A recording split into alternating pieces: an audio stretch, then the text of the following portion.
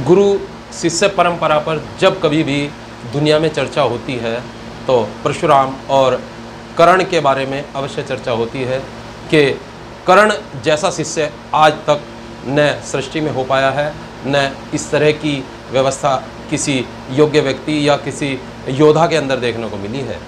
एक बार कर्ण अपने गुरुजी को दोपहर में नदी के किनारे पेड़ के नीचे बैठे हुए कोई शिक्षा ग्रहण कर रहे थे कर्ण।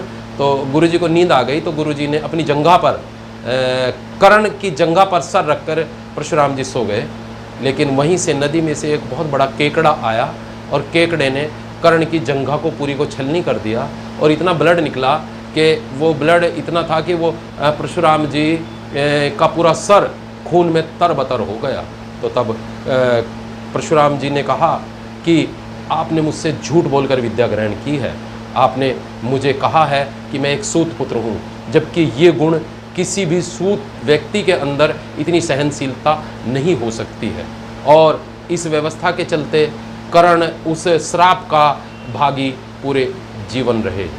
इसी के साथ साथ जब भी गुरु और शिष्य की परंपराओं पर या गुरु का हम कितना सम्मान करते हैं, गुरु की हम कितनी बात मानते हैं, जिसने हमें सिखाया है वो गुरु है। वो हमसे छोटा भी हो सकता है, बड़ा भी हो सकता है, बराबर का भी हो सकता है। जिसने भी हमें सिखाया है हमें उसका सम्मान करना चाहिए।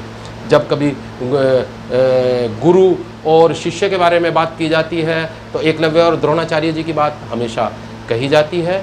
एकलव्य ने मन से गुरु द्रोणाचार्य को अपना गुरु माना था और जब गुरु द्रोणाचार्य ने यह कहा कि मैं तुमसे गुरु दक्षिणा चाहता हूँ तो एकलव्य ने कहा कि गुरुजी आप मांगे मुझसे, आप क्या दक्षिणा चाहते हो। तो गुरु द्रोणाचार्य ने कहा कि मुझे आपके हाथ का अंगूठा चाहिए और उसने वही अंगूठा जिससे हम पकड़ करके धनुष को चलाते हैं वही अंगूठा कटवा लिया। लेकिन उसके बावजूद भी एकलव्य की विद्या पूरी सृष्टि में, पूरी दुनिया में आज भी जानी जाती है कि एकलव्य कितने बड़े धनुर्धर थे।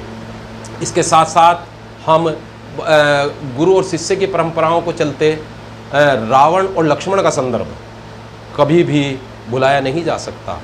जब राम ने लंका पर विजय प्राप्त कर ली, विभीषण का अगले दिन राज तिलक होना था और रावण जो कि दशानन के नाम से जाने जाते हैं और अपने आप में उस युग के सबसे विद्वान व्यक्ति, सबसे बलशाली व्यक्ति कहे जाते हैं। रामचंद्र जी ने कहा कि आप लक्ष्मण जी आप जाइए और रावण जो मृत्युशैया पर हैं आप उनसे कुछ सीखिए। तो लक्ष्मण गए, सीधे उनके सर के ओर जा कर के खड़े हो गए। हमें ज्ञान कैसे प्राप्त करना है, ये सबसे बड़ा संयमित रूप से किस व्यवस्था से हमें ज्ञान प्राप्त करना है, ये बहुत ज़्यादा मायने रखता है। जब लक्ष्मण रावण के सर की ओर खड़े रहे तो उन्होंने कहा कि नहीं, आप जाकर के रामचंद्र जी से पूछ करके आइए कि आपको किस तरीके से मुझसे कोई ज्ञान प्राप्त करना है या कोई बात सीखनी है। तो दोबारा से लक्ष्मण राम के पास गए तो राम ने कहा कि क्या रावण जी ने कुछ आपको ज्ञान प्राप्त कराया, कोई बातें बताई? उसने कहा नहीं। तो उसने कहा कि आप कहाँ पर खड़े थे? उन्होंने कहा कि मैं तो उनके सिर की तरफ जा करके खड़ा हुआ था। तो राम ने कहा नहीं, ज्ञान प्राप्त करने के लिए आपको झुकने की बात है और आपको सम्मान अपने गुरु को देना है, तो आप जा करके उनके पैरों की तरफ जा करके खड़े हुए। तो वह उनके लक्ष्मण बाद में रावण के जा करके पैरों की ओर खड़े हुए और रावण ने जो रावण पुराण में सारा संदर्भ लिखा है, जो उसमें पूरे सारी बातें लिखी हैं कि रावण जी ने लक्ष्मण को क्या क्या बातें बताई, वो भी अपने आप में बहुत ज़्यादा सारगर्भित हैं, बहुत ज़्यादा मायने रखती हैं।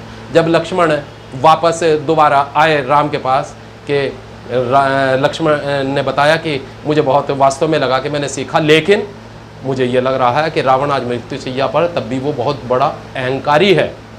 तो तब रामचंद्र जी ने कहा नहीं, वो अहंकार नहीं है रावण के अंदर, मैंने युद्ध जीता है रावण से, रावण अहंकारी नहीं है। वो उसके अंदर जो नॉलेज है वो उसके अंदर वो उस नॉलेज का विद्वत्ता का प्रतीक है। तो कहने का आशय ये है कि हमें गुरु और शिष्य की परंपराओं को सही प्रकार से चलाने के लिए हमें बहुत संयमित रह करके अपने गुरु का आदर करके आगे बढ़ना चाहिए।